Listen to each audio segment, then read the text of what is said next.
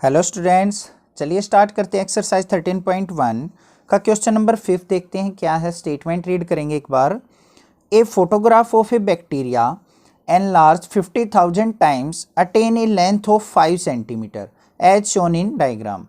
हमारे पास बुक के अंदर एक डायग्राम गिवन है बैक्टीरिया का।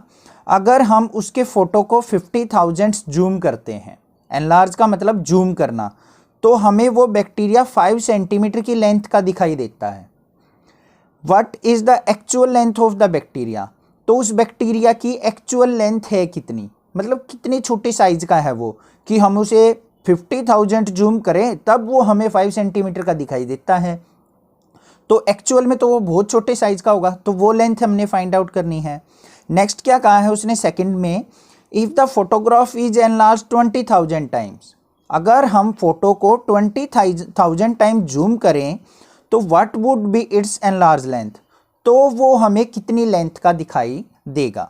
तो चलिए देखते हैं। सबसे पहले हमें क्या करना है, अपनी लेंथ फाइंड आउट करनी है उसकी।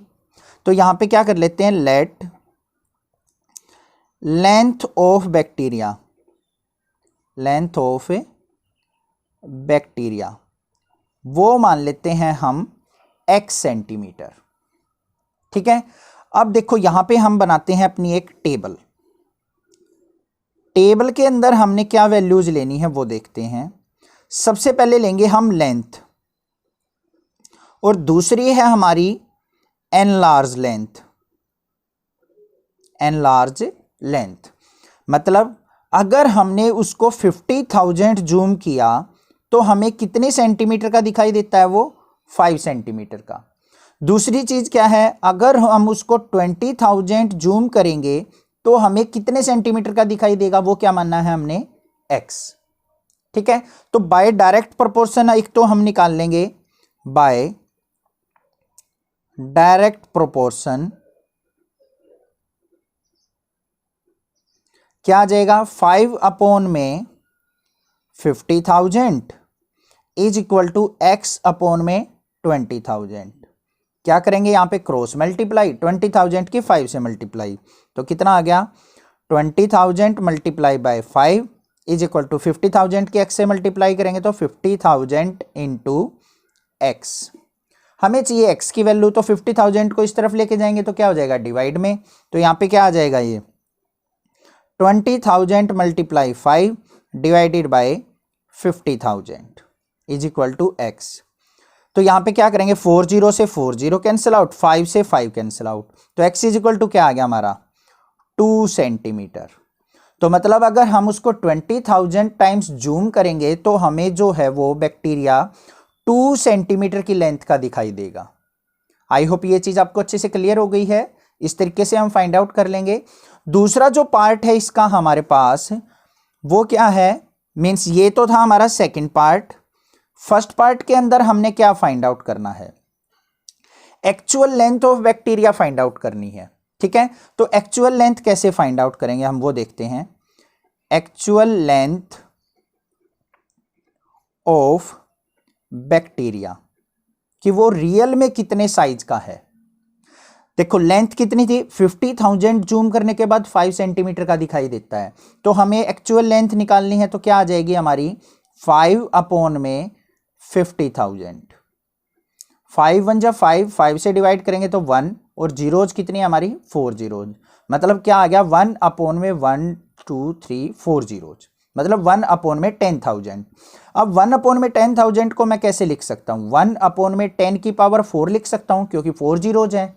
अब 10 की पावर 4 को ऊपर लेके जाऊंगा तो मैं क्या हो जाएगी, 10 की माइनस 4 सेंटीमीटर।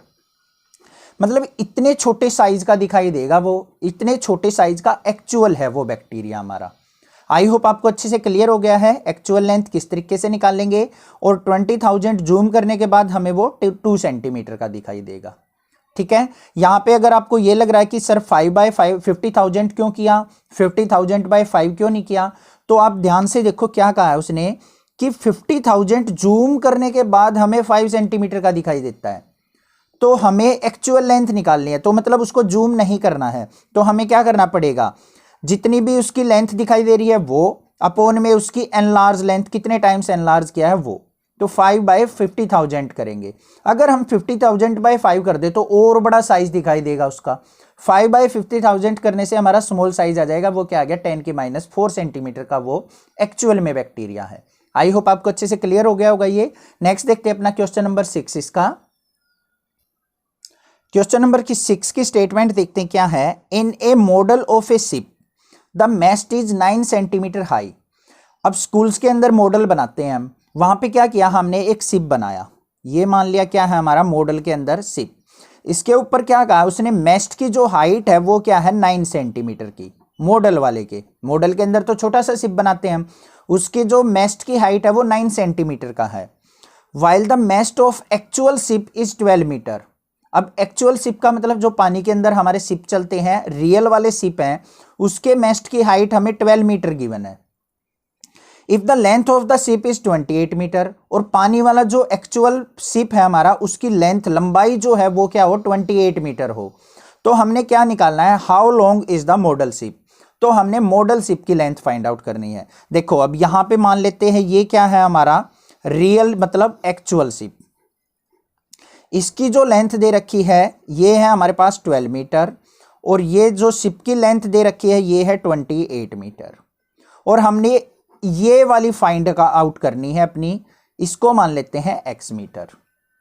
आपको समझ में आ गया होगा, ये हमारा मॉडल शिप है, ये रियल शिप है।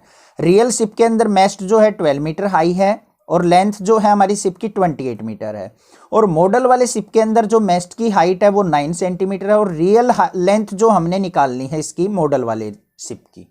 तो कैसे करेंगे हम, मॉडल वाले शिप की लेंथ मान लेते हैं, तो यहां पे क्या लिखेंगे, late length of model ship, model ship ये मान ली हमने x।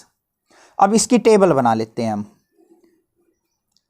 टेबल के अंदर जो हमारी कॉलम्स आएंगी वो क्या आएंगी, एक तो आएगी length of actual ship, length of actual ship metre में। दूसरा क्या है हमारा मॉडल शिप, तो यहां पे क्या लेंगे हम, length of model ship.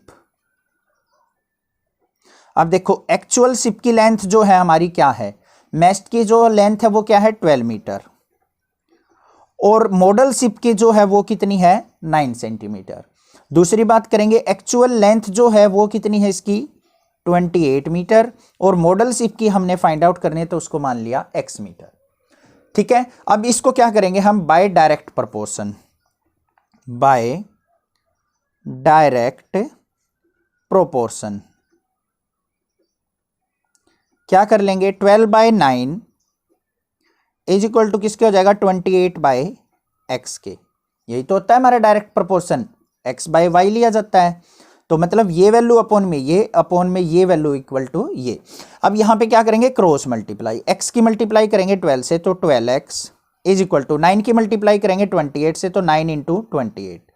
x की वैल्यू हमने फाइंड आउट करनी है, तो क्या आ जाएगा 9 इंटू 28 अपॉन में यहाँ पे 12 मल्टीप्लाई में है, यहाँ पे आके क्या हो जाएगा डिवाइड में।